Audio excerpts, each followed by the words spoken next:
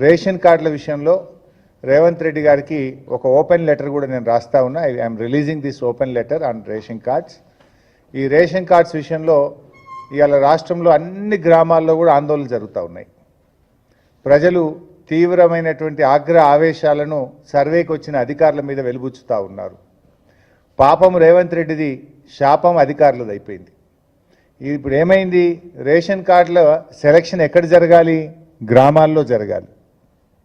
వీళ్ళు గ్రామాల్లో అసలు ఎవరు అర్హులు అనేటువంటిది చూడకుండా మొన్న కులగణన సర్వేను బేస్ చేసుకొని కులగణన సర్వేలో ఎవరైతే రేషన్ కార్డు లేదని చెప్పారో ఆ లిస్టును మాత్రమే వీళ్ళు ప్రింటౌట్ తీసి గ్రామాలకు పంపినారు.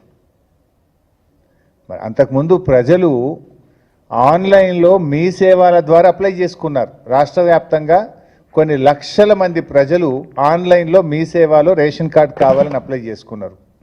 దాన్ని పరిశీలించడం లేదు.